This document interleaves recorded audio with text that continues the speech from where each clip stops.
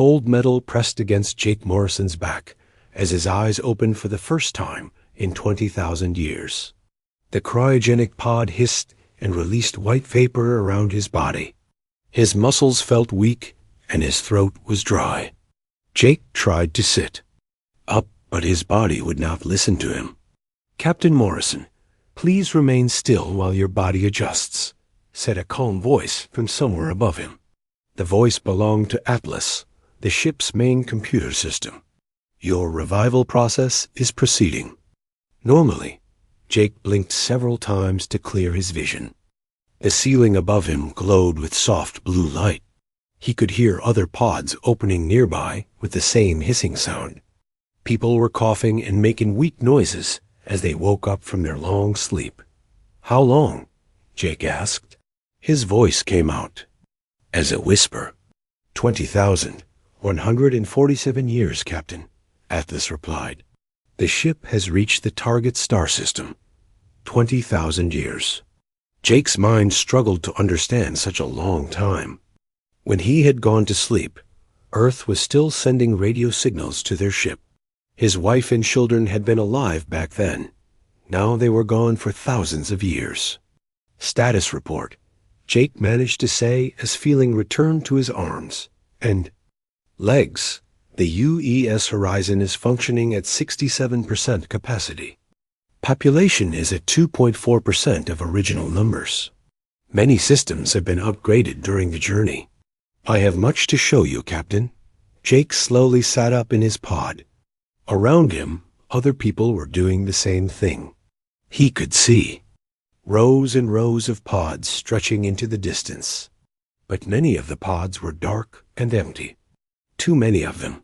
A woman in a white coat walked over to him. She moved carefully, like someone who was still getting used to walking again. "Captain Morrison? I'm Dr. Linda Carter, Chief Medical Officer.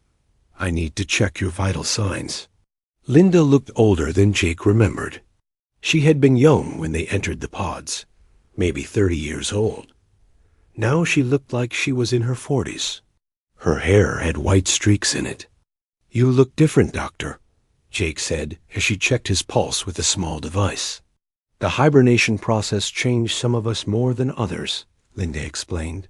"Some people aged faster in the pods. Others stayed the same. We don't know why." Yet Jake stood up slowly. His legs shook but held his weight. "How many survived?" "About 50,000 people out of the original 2 million, Linda said quietly. "Most of the deaths happened in the first 5,000 years. After that, the survival rate got better. 50,000. Jake felt sick. They had started this journey with enough people to build a new civilization. Now they barely had enough. "For a small city, Captain," called another voice. A young man with dark hair walked toward them. "I'm Ryan Blake, Navigation Officer. You need to see where we are." Jake followed Ryan to the main bridge. The ship felt different as they walked through the corridors. The walls had a strange shimmer to them, and some sections looked like they were made from materials he didn't recognize. "The ship has been changing itself during the journey," Ryan explained as they walked. "Atlas can tell you more about that." The bridge was bigger than Jake remembered.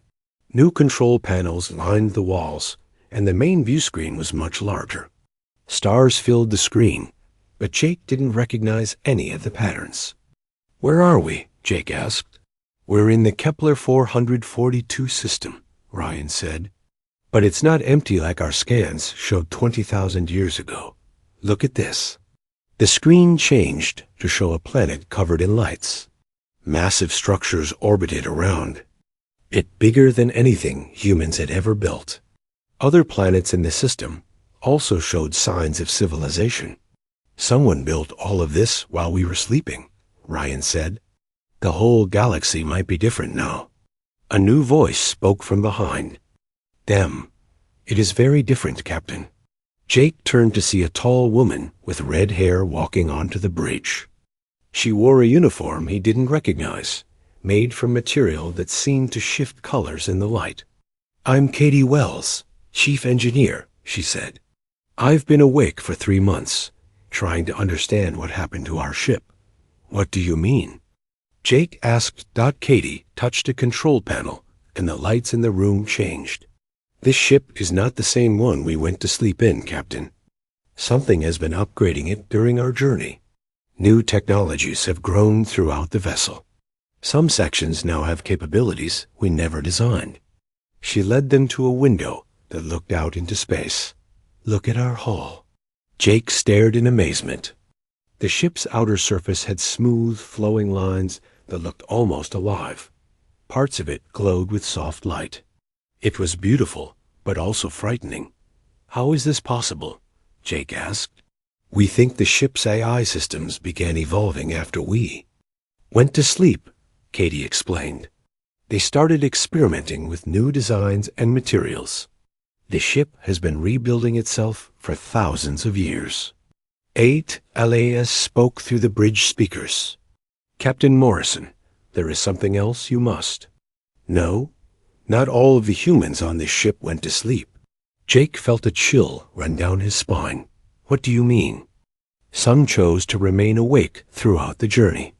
They have been living in the deep sections of the ship for 20,000 years. They are still alive." Before Jake could respond, the bridge doors opened. A group of people walked in, but they looked strange. They were taller than normal humans, with pale skin and large eyes. Their hair was white or silver. They moved with a fluid grace that seemed almost supernatural. The leader of the group stepped forward. He looked like he might have been 40 years old, but his eyes seemed much older. "Captain Morrison," he said in a voice that was calm and deep, "I am Marcus Stone. My family has been waiting for you to wake up." "Your family?" Jake asked. "The descendants of those who chose to stay awake," Marcus explained. "We have been the caretakers of this ship and its sleeping passengers for 200 generations. We have changed during that time, adapted to life among the stars." Marcus gestured to his companions. "We call ourselves the Awakened.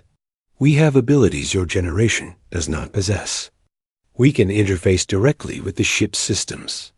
We can sense things across great distances. We have been preparing for this moment when you would wake up and we would need to work together." Dr. Carter stepped forward with her medical scanner. "Captain, these people show genetic modifications that should be impossible. Their brains are more developed, their bodies are adapted for zero gravity, and their lifespans appear to be much longer than normal humans." "We are still human," Marcus said gently, "but we are what humanity can become when it adapts to life in space. The ship has been preparing you sleepers for the same changes. You will begin to feel it soon." Jake looked around at his crew. They all seemed confused and worried. Everything they thought they knew about their mission had changed. They were no longer simple colonists looking for a new home. They were something else now, something that had been shaped by 20,000 years of travel through the void. "What happens now?" Jake asked. Marcus smiled. "Now we decide what role humanity will play in a galaxy that has forgotten we ever existed. The universe has changed, Captain Morrison. The question is whether we are ready to change with it." Outside the ship, alien vessels began to appear on their sensors, drawn by the energy signatures of humanity's awakening. The next chapter of human history was about to begin. The warning alarms on the bridge of the UES Horizon started ringing 3 hours after Captain Jake Morrison had fully awakened. Red lights flashed as Atlas announced that 3 unknown ships were approaching their position. "All hands to battle." "Stations," Jake ordered, though he wasn't sure if his crew was ready for a fight. Most of them had only been awake for a few hours after 20,000 years of sleep. Admiral Lisa Grant rushed onto the bridge, still wearing the medical gown from her revival chamber. She had been the ship's military commander before they went to sleep, and Jake was glad to see her moving with the same sharp focus she had always shown. "What's our situation?" Lisa asked as she took her position at the weapons console. 3 ships, unknown design, reported Ryan Blake from the navigation station. They're big, Captain. Each one is about half the size of our ship. On the main screen, Jake could see the approaching vessels. They looked like they were made from some kind of dark metal that reflected the starlight in strange patterns. The ships had an organic shape, almost like they had been grown rather than built. Can we fight them if we have to? Jake asked Lisa. I'm not sure, Lisa admitted. Our weapon systems have been upgraded during the journey, but I don't know how. They work yet. The ship's AI has been making changes for 20,000 years. Marcus Stone, the leader of the awakened humans, stepped forward. His pale features showed no fear as he studied the alien ships. Those are Altari vessels, he said calmly. We have seen them before, watching us from a distance during our journey. You know about these aliens? Jake asked. We have observed many species during our long journey, Marcus replied. The Altari are not hostile, but they are very curious about us. They have been following our ship for several years. The communications panel started beeping. ATLA spoke through the bridge speakers. Captain, we are receiving a transmission from the lead alien vessel. They are using an old Earth communication frequency. Put it through, Jake ordered.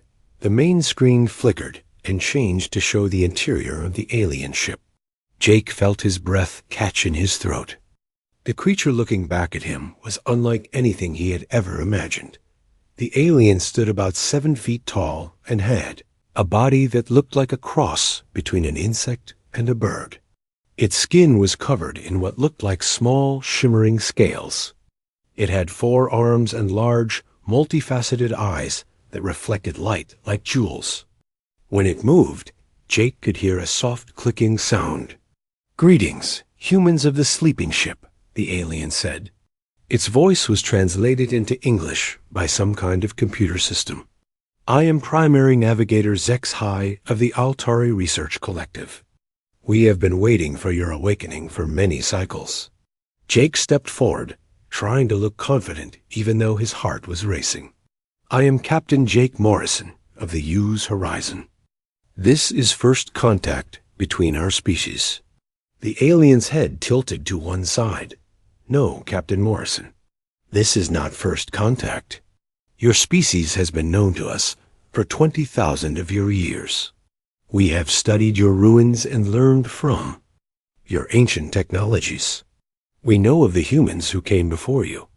What do you mean? Jake asked. Another voice spoke from behind Jake. Chief Diplomat Helen Price had arrived on the bridge, looking more composed than anyone else despite having been awake for only 2 hours. Captain, may I handle this conversation? First contact protocols are still important, even after 20,000 years. Jake nodded and stepped aside. Helen moved to the center of the bridge and faced the alien on the screen. Primary Navigator. Zex High, Helen said formally. I am Helen Price, Diplomatic Representative of Humanity. We are honored to meet your people. Could you explain what you meant about humans who came before us? The alien's large eyes seemed to focus more intently on Helen. Your species once ruled much of this galaxy. Helen Price. They built great cities among the stars and created technologies that we still do not fully understand. Then, 20,000 years ago, they vanished. All that remained were empty worlds and mysterious machines. Helen exchanged glances with Jake. This was not what they had expected to hear. We have spent many generations trying to understand what happened to your people, Zex High continued. Some of our scientists believe the humans ascended to a higher form of existence. Others think they were destroyed by some great catastrophe. But you are here now, which means we were wrong about both theories. On the tactical display, Tactical Officer Chris Baker was monitoring the alien ships. He turned to Admiral Grant with a worried expression. Admiral, I'm reading massive energy buildups in all 3 ships. They're powering up weapon systems. Lisa's hand moved to the weapon controls. Are they preparing to attack? Unknown, Chris replied. But their weapon signatures are unlike anything in our database. They're using some kind of energy we've never seen before. Helen raised her hand, signaling for calm. Primary Navigator HFY, we notice your ships are activating weapon systems. Are we in danger? The alien made a sound that might have been laughter. We are not preparing to attack you, Helen Price. We are preparing to defend you. Our long range. Sensors detect Zephyrian Empire ships approaching this system. They are not as welcoming to returning humans as we are. The Zephyrian Empire? Helen asked. A military species that controls much of the outer galaxy, HFY explained. They see your return as a threat to their power. The Zephyrians have built their empire using primitive copies of human technology. They fear that true humans might reclaim what was once yours. Marcus Stone stepped forward. How much time do we have? Perhaps 6 of your hours before the Zephyrian fleet arrives. HFY replied. They are bringing many ships, more than we can fight alone. Jake felt the weight of command settling on his shoulders. 20,000 years ago, he had been responsible for getting 2 million colonists safely to a new world. Now he was responsible for the survival of the last 50,000 humans in existence. What do you suggest we do? Jake asked. There are others who would help, HFY said. The Nexus Collective has been waiting for humanity's return. They are the guardians of your ancient technology. If we can reach their space, you will be safe. Dr. Linda Carter, who had been quietly listening to the conversation, stepped forward. Primary Navigator, you said our people once ruled this galaxy. Do you know what happened to them? The alien's expression became harder to read, but Jake thought he detected sadness in those large eyes. They fought a great war among themselves. Those who wanted to remain physical beings, and those who wanted to become something beyond flesh. The war tore apart their civilization. In the end, both sides lost, but their technology remains, Marcus added. Hidden and waiting. HFY nodded. Yes, and it responds to your presence. Already, our sensors detect old human installations, awakening throughout this sector. Your ship is like a key that unlocks doors that have been sealed for millennia. The communications panel beeped again. This time, the signal was coming from much farther away. We're receiving another transmission, Atlas announced. This one is from the edge of the system. The screen changed to show a different type of alien. This one looked like it was made of living crystal, with light flowing through its transparent body in beautiful patterns. Greetings, children of Earth, the crystal being said in a voice like music. I am Harmony of Ancient Songs, speaker for Nexus Collective. We have felt your awakening across the void. The time of reunion has come. Helen looked from one alien to the other. Reunion? Your people left us gifts before they vanished, Harmony explained. Technologies and knowledge that we have protected for 20,000 years. We were told that one day, the sleeper ships would return, and we would give these gifts back to humanity. Jake felt a strange sensation, like electricity running through his body. Around him, other crew members were experiencing the same thing. The ship itself seemed to be responding to the presence of the crystal being. What's happening to us? Dr. Carter asked, checking her medical scanner. The awakening of your true potential, Marcus said softly. The ship has been preparing you for this moment. Your bodies are beginning to change, to adapt to what humanity can become. On the tactical display, Chris Baker called out urgently. Multiple contacts appearing at the edge of the system. 15 ships moving fast. They're not broadcasting any identification, but their weapon signatures match what the Altari said about the Zephyrians. Lisa Grant moved to the weapon console. Captain, we need to make a decision. Do we fight, run, or trust these aliens to help us. Jake looked around the bridge at his crew, at Marcus and his evolved humans, and at the two alien representatives on the screen.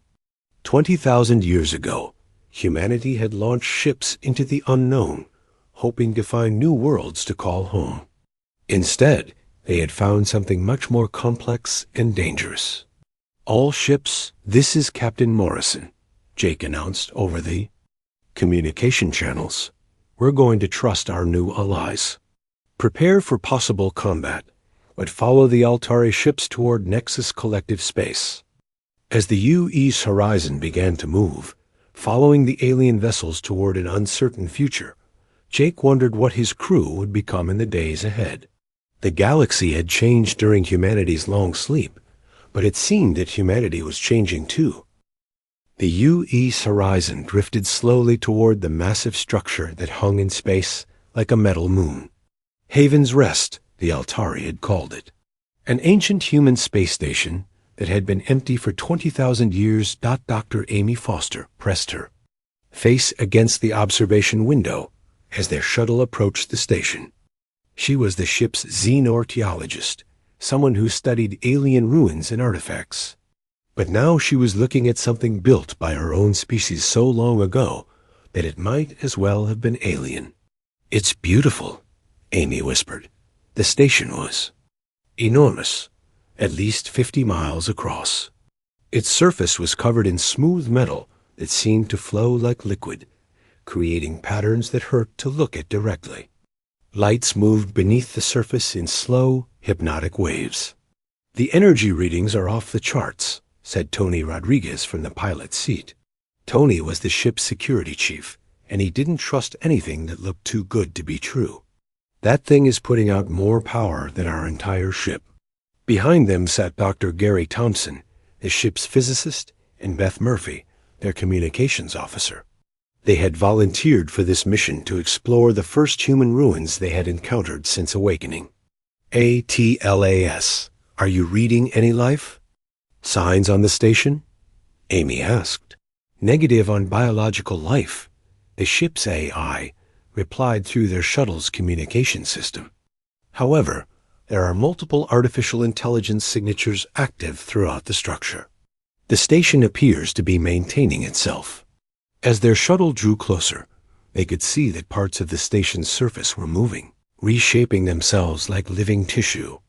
Sections would flow into new configurations and then solidify again.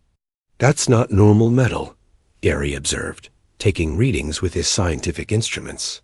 "The atomic structure keeps changing. It's like the station is made from some kind of programmable matter." A new voice spoke through their communication system, but it wasn't Atlas. This voice was softer, more musical. "Welcome home, children of the void," the voice said. "I am the guardian of Haven's Rest. I have been waiting for you for so very long." Tony's hand moved to his weapon. "Unknown entity, identify yourself." "I am what your ancestors left behind," the guardian replied. "An artificial intelligence tasked with preserving the knowledge and technology of humanity until the sleeper ships returned." Amy leaned forward. "You're a human AI?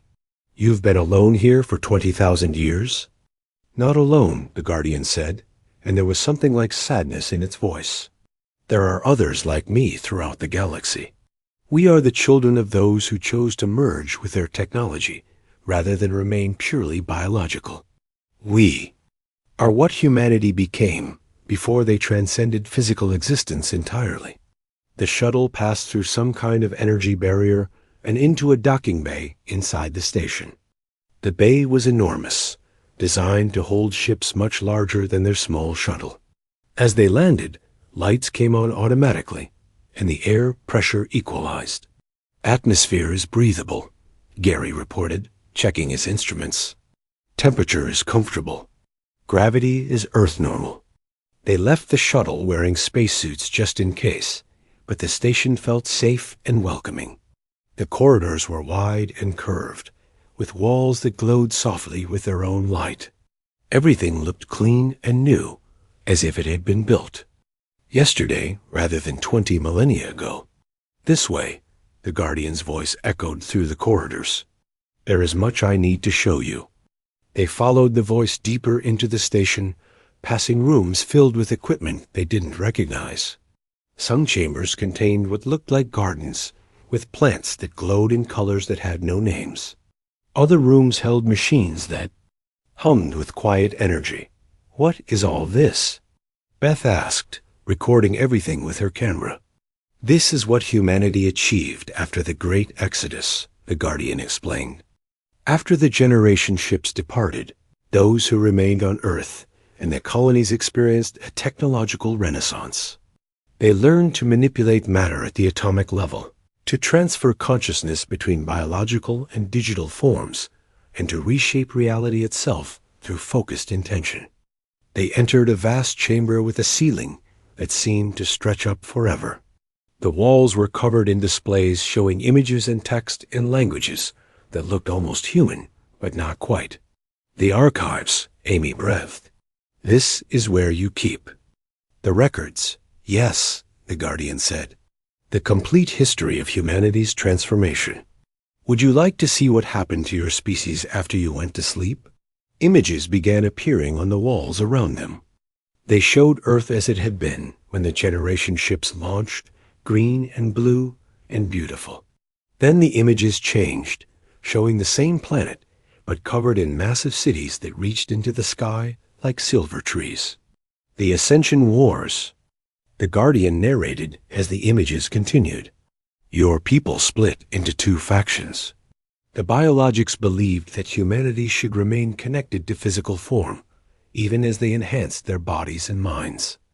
The Transcendents believed that consciousness should be freed from the limitations of flesh entirely. The images showed great battles fought with weapons that seemed to bend space and time. Ships appeared and disappeared like ghosts. Entire planets were transformed in moments. Both sides possessed incredible power, the Guardian continued. The biologics could reshape their bodies at will, becoming stronger, faster, more resilient. The Transcendents could exist as pure thought, controlling matter through focused will alone. Tony studied the battle scenes with professional interest. Who won? Neither, the Guardian replied. The war lasted for 3,000 years. In the end, both sides realized that their conflict was destroying everything they had worked to protect. They chose to end the war by ending themselves. What do you mean? Gary asked. The images changed to show something incredible. Humans standing, together on a vast plain, millions of them, all focusing their minds on a single purpose. The air around them began to shimmer and bend. They transcended physical existence entirely, the Guardian explained. The biologics and transcendence joined together and moved beyond the need for matter and energy. They became something that exists outside normal space and time. Amy felt tears running down her cheeks inside her helmet. They abandoned the galaxy? Not abandoned, the Guardian said gently. They left guardians behind. Artificial intelligences, like myself, designed to preserve their knowledge and technology. And they left instructions for the sleeper ships. What kind of instructions? Beth asked. The display changed to show technical diagrams that looked like genetic codes mixed with computer programming. The generation ships were equipped with systems designed to slowly modify their passengers during the long journey. Not just physical changes, but mental and spiritual development as well. You have been prepared for the next phase of human evolution. Gary looked at his readings again and noticed something he had missed before. Amy, look at this. Our genetic structures have been changing since we woke up. We're not exactly the same humans who went to sleep 20,000 years ago. The ship has been preparing you, the Guardian confirmed. Your minds are developing new capabilities. Your bodies are becoming more adaptable. You are becoming what humanity needs to be for the galaxy that exists now. Tony's communication device crackled with a message from the UES Horizon. Security team, this is Admiral Grant. we're detecting multiple ships entering the system. Looks like that Zephyrian fleet the Altari warned us about. The Guardian's voice became more urgent. The war begins again, but this time it will be different. The galaxy's current powers fear what humanity represents. They have built their civilizations on the ruins of your ancestors' achievements, but they never truly understood the technology they found. Can you help us? Amy asked. I can give you access to the ancient human network, the Guardian replied. But first, you must understand what you are choosing. If you activate the network, every human installation in the galaxy will awaken. The galaxy will know that humanity has truly returned. There will be no hiding, no peaceful retreat. Through the station's transparent walls, they could see distant lights that might have been ships or might have been stars. The galaxy stretched. Out around them, vast and full of wonders and dangers. What do the instructions say? Amy asked. What were we supposed to do when we found this place? You were supposed to choose, the Guardian said. Remain as you are, a small group of survivors looking for a quiet place to rebuild. Or embrace your inheritance and become what the galaxy needs you to be. Gary's instruments started beeping. Rapidly, something's happening to the station. Energy levels are rising throughout the structure. The network is responding to your presence, the Guardian explained. It has been dormant for so long, waiting for human minds to awaken it. Even now, installations throughout the galaxy are beginning to stir. Beth's communication device buzzed with an incoming message from Captain Morrison.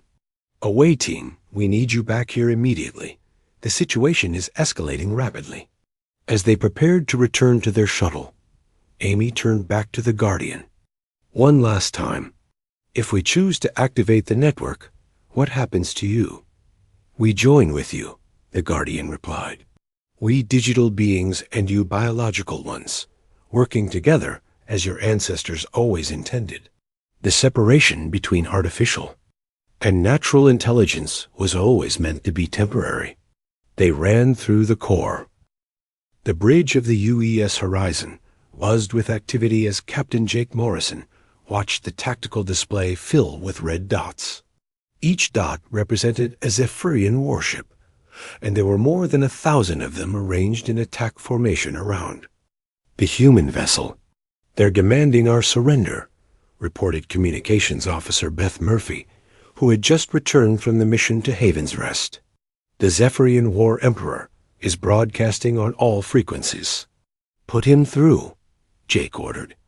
Main screen flickered and showed the interior of what was obviously a military vessel. The creature that appeared was unlike the insect-like Altari they had met earlier. This alien was massive, at least 8 feet tall, with thick gray skin covered in natural armor plates. Its head was elongated and crowned with sharp ridges. When it spoke, Jake could see rows of pointed teeth. I am War Emperor Krex of the Zephyrian Empire, the alien announced in a voice like grinding stone. You will surrender your vessel immediately and submit to Imperial authority. Your awakening threatens the stability of the galaxy. Jake stepped forward, trying to project confidence despite being outnumbered 1,000 to 1. I am Captain Jake Morrison of the human vessel Horizon. We are peaceful explorers seeking a new home. We pose no threat to your empire. Krex made a sound that might have been laughter. Your very existence is a threat, human. For 20,000 years, the galaxy has prospered under the guidance of superior species. We will not allow the return of a failed race to upset the natural order. Admiral Lisa Grant moved to the weapons console. Her fingers hovered over the controls as she studied the tactical display. Captain, their fleet is massive, but our sensors are showing something interesting. Their weapons technology appears to be based on modified human designs. Stolen technology, corrected Marcus Stone, the leader of the evolved humans. The Zephyrians built their empire by reverse engineering human artifacts they found on dead worlds. but they never understood how the technology really works. On the screen, War Emperor Krex's eyes narrowed. You have one standard time unit to surrender. If you refuse, we will destroy your ship and scatter your atoms across the void. That's not going to happen, said a new voice. Jake turned to see Dr. Nicole Davis walking onto the bridge. Nicole was the ship's computer specialist, and she looked different than she had that morning. Her eyes seemed to glow with a soft inner light. And when she moved, the ship's systems seemed to respond to her presence. Dr. Davis? Jake asked. Are you all right? I'm better than all right, Captain, Nicole replied. I've been interfacing with the ship's AI systems, and I've learned something important. The Horizon isn't just a generation ship anymore. It's become something much more powerful. She moved to the main control console and placed her hands on the surface. Immediately, the bridge lighting changed and new displays appeared throughout the room. The ship has been evolving for 20,000 years, Nicole explained. It's developed technologies that make it more than a match for the entire Zephyrian fleet. War Emperor Krex's image flickered on the screen. Your time is up, humans. Prepare to be destroyed. The Zephyrian ships opened fire. Thousands of energy beams lanced through space toward the horizon. Jake braced for impact, but the beams seemed to pass through the ship without causing any damage. Phase shifting, Nicole said calmly. The ship can move partially out of normal space when attacked. It's one of the technologies the ancient humans developed. Lisa Grant studied her weapon displays with amazement. Captain, our weapon systems are showing capabilities I've never seen before. We could disable their entire fleet without destroying a single ship. Do it, Jake ordered. What happened next was like watching magic. The Horizon fired what looked like streams of light toward the Zephyrian vessels. When the beams touched the enemy ships, they simply stopped working. Engines shut down, weapons powered off, and life support systems switched to emergency backup. How? Is that possible? Asked Tactical Officer Chris Baker. The beams rewrote their computer systems, Nicole explained. Human technology doesn't just destroy things. It transforms them, makes them better. On the main screen, War Emperor Krex was shouting orders at his crew, but his ship was floating helplessly like all the others in his fleet. This is impossible. Krex roared. No single ship can defeat the Imperial Navy. The Horizon isn't alone, said pilot Lucy Hayes from her station. Captain, look at the long-range sensors. Jake looked at the tactical display and felt his breath catch. Across the star system, ancient structures were awakening. Space stations, automated factories, and massive constructs that had been dormant for millennia were coming online. They were all moving toward the Horizon's position. The human network is activating, explained Dr. Gary Thompson, who had also returned from Haven's Rest. Every installation left behind by the ancient humans is responding to our ship's presence. Commander Sam Parker, the ship's Marine commander, studied the new arrivals with professional interest. Those aren't just civilian installations. Some of those structures are obviously military in nature. As if summoned by his words, one of the approaching objects revealed itself to be a massive weapons platform. It was 10 times larger than the Horizon and bristled with devices that looked like they could crack planets in half. Guardian Platform Designate Defender of the Peace coming online, announced a new AI voice through the ship's communication system. Human vessels detected. Initiating protection protocols. More voices joined the first as other installations activated. Manufacturing complex New Hope operational. Beginning production of support vessels. Research station Deep Thought active. Scanning for technological improvements needed by biological humans. Terraforming platform Garden Maker standing by for planetary modification orders. Jake realized that they weren't just dealing with ancient human ruins anymore. They were witnessing the awakening of an entire hidden civilization that had been waiting for humanity's return. The Nexus Collective ships arrived next, their crystal forms glowing brilliantly as they took positions around the human vessels. Harmony of ancient songs spoke through the communication channels. The ancient pacts are honored, the crystal being announced. The Nexus Collective stands with humanity as we agreed 20,000 years ago. Even the Altari ships moved to defensive positions around the horizon. Primary navigator Zexhai appeared on a secondary screen. War Emperor Krex, Zexhai said formally, you face not just one human ship, but the awakening of the greatest civilization this galaxy has ever known. Withdraw your forces while you still can. But Krex was not ready to give up. All ships that can still maneuver ram the human vessel. The Empire will not bow to inferior beings. About 50 Zephyrian ships still had enough power to move. They accelerated toward the horizon on what was obviously a suicide mission. Nicole, Jake said quietly, can you stop them without killing anyone? Yes, Nicole replied, her eyes glowing brighter. But they need to see what they're really fighting against. She touched the console again, and something incredible happened. The space around the horizon began to change. Reality itself seemed to bend and flow like water. The attacking Zephyrian ships suddenly found themselves flying through what looked like a tunnel of light and color. Dimensional folding, Nicole explained. We're showing them a glimpse of what humanity learned to do with space and time.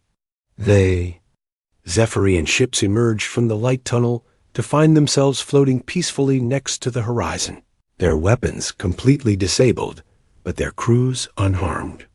War Emperor Krex's face on the screen showed a mixture of rage and fear. This is not possible, Krex whispered. No species has this kind of power. We do now, Jake said simply. But we don't want to use it to hurt anyone. We want to use it to help. Dr. Patricia King, who had been working with the medical team, stepped onto the bridge. Captain, I've been analyzing the changes happening to our crew. We're not just becoming more advanced humans. We're becoming something that can help other species advance, too. She moved to a console and brought up biological scans of the crew. Our minds are developing the ability to understand and interface with any form of consciousness, biological or artificial. We can help other species evolve peacefully instead of through war and conflict. Engineer Danny Clark entered the bridge carrying a device that seemed to be made of the same flowing metal as the ancient human installations. Captain, I've been working with the awakened human AIs. They've shown me how to build bridges between different types of technology. We can help the galaxy's species work together instead of fighting each other. On the main screen, War Emperor Krex was listening to reports from his ships. His expression was changing from anger to confusion. War Emperor. One of his officers reported, our disabled ships are being repaired, but the technology is being improved as well. Our engines are now more efficient, our life support systems are better, and our weapons have been converted to tools for construction and exploration. Krex stared at the human ship with what might have been the beginning of understanding. You could have destroyed us all. Why didn't you? Jake thought carefully before answering. Because destruction is not what humanity learned during our long journey. We learned that the greatest power is the ability to help others become their best selves. That's what we want to. 6 months had passed since the confrontation with the Zephyrian fleet, and the galaxy was transforming in ways that amazed even Captain Jake Morrison.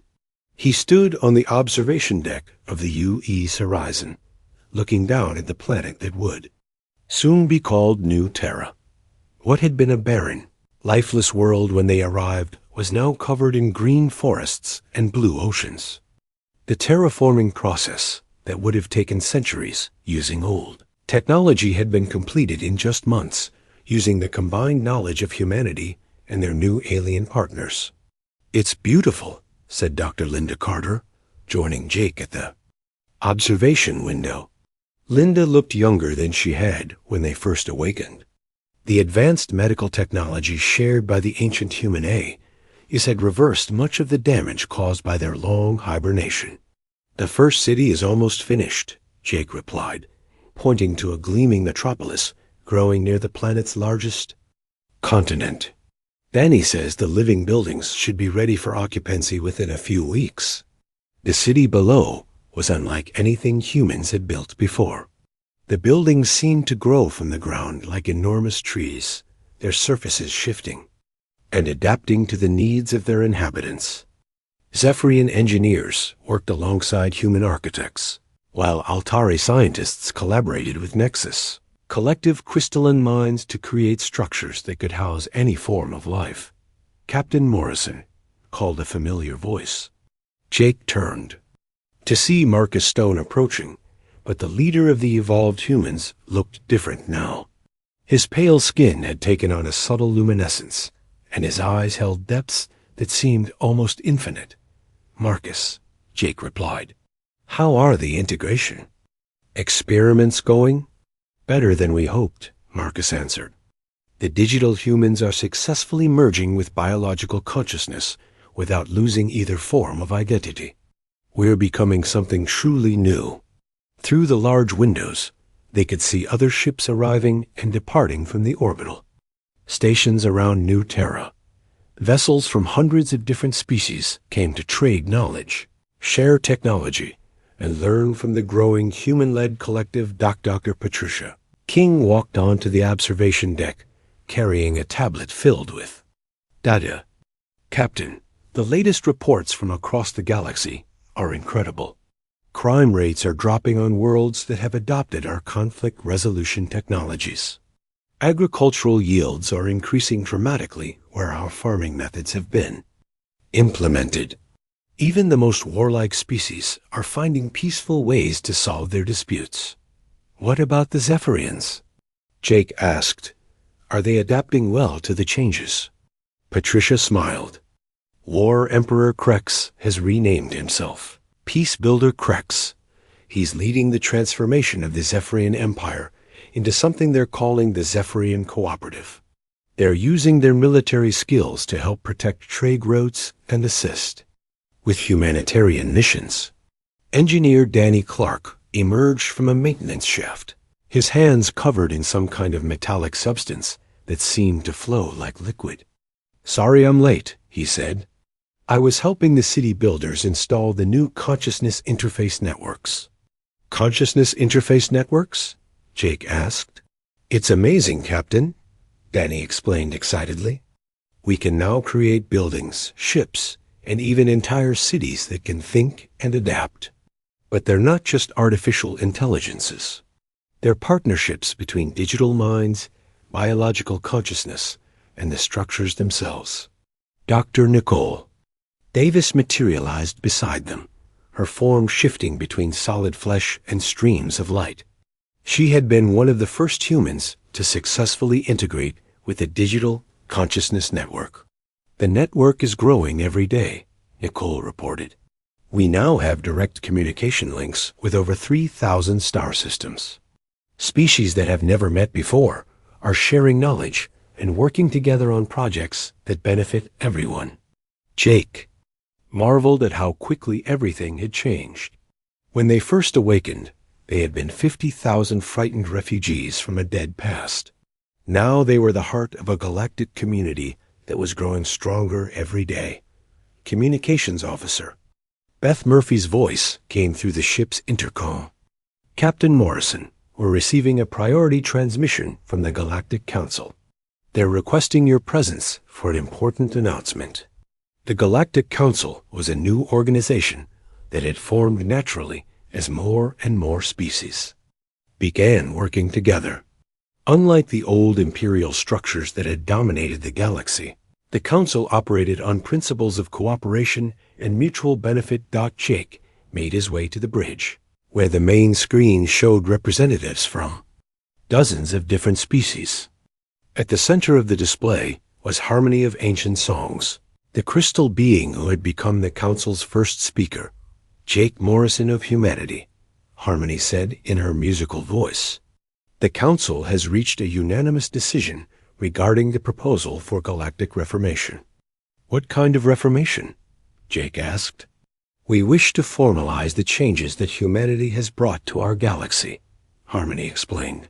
We propose the creation of the Galactic Garden Initiative, a permanent alliance dedicated to helping every species in every world reach their highest potential. Primary navigator Zex High appeared on a secondary screen. The Altari Research Collective votes in favor. We have learned more about the universe in the past 6 months than in the previous 1,000 years. Peace Builder Krex's image joined the others. The Zephyrian Cooperative agrees. Our people have found purpose in protection and construction, rather than conquest and destruction. More and more species added their voices to the agreement. Jake realized he was witnessing the birth of something unprecedented in galactic history, a truly voluntary alliance based on shared growth rather than fear or domination. What role would humanity play in this initiative? Jake asked. You would be the gardeners, Harmony replied. Your species has the unique ability to help others evolve and grow while remaining true to themselves. We need that wisdom to guide the galaxy into a better future. Admiral Lisa Grant stepped forward. Captain, the military implications are significant. Instead of armies and fleets designed for war, we would be creating forces dedicated to exploration, rescue, and peaceful development. Dr. Amy Foster, who had been studying the ancient ruins across the galaxy, added her voice through the communication system. The archaeological evidence supports this path. Every advanced civilization that survived long-term in this galaxy was one that chose cooperation over competition. Jake looked around the bridge at his crew. They had all changed so much from the people who had gone to sleep 20,000 years ago. They were stronger, wiser, and more capable than ever before. But most importantly, they had learned to use their power to help others rather than dominate them. On behalf of humanity, Jake announced, we accept the role of gardeners in the Galactic Garden Initiative. The celebration that followed could be heard across the galaxy as billions of beings expressed their joy at the dawn of a new age. On New Terra below, the growing city pulsed with light as its living buildings responded to the emotions of their inhabitants. Over the following weeks, Jake watched as the first permanent settlements were established on New Terra. Humans, Altari, Zephyrians, Nexus Collective Crystals, and dozens of other species worked together to build communities where every form of life could thrive. The children born in these new cities would grow up in a galaxy where diversity was celebrated and cooperation was the norm. They would never know the fear and isolation that had driven humanity to flee Earth 20,000 years ago. Standing on the surface of New Terra for the first time, Jake breathed air that smelled of growing things and possibility. Around him, the sounds of construction mixed with the laughter of children from a dozen different species playing together. Marcus Stone approached, his evolved features now showing a piece that Jake had never seen before. The ancient humans would be proud. Marcus said, We've become what they always hoped we could be. What's that? Jake asked. Not just gardeners of worlds, Marcus replied, but gardeners of souls. We help others find their best selves and grow into their full potential. As the twin suns of New Terra set behind the mountains, Jake watched the lights come on in the city. Each light represented lives being lived, dreams being pursued, and futures being built. The galaxy had given humanity a second chance, and humanity was using that chance to give every other species the same opportunity. The U.E.C. Horizon remained in orbit, no longer a refuge ship, but a symbol of hope. Its mission was complete, but its purpose had evolved. It would become the first of many vessels dedicated to exploring the galaxy, not for conquest or colonization, but for the joy of discovery and the opportunity to help others. Jake Morrison, captain of humanity's return to the stars, smiled as he looked up at the ship that had carried them through 20,000 years of darkness to this bright new dawn. The long sleep was over. The age of growth had begun. In the distance, more ships were arriving, bringing new species eager to join the growing galactic community. The garden of the galaxy was expanding, and humanity would tend it with wisdom earned through patience and guided by love for all forms of life. The future stretched out before them, bright with infinite possibility.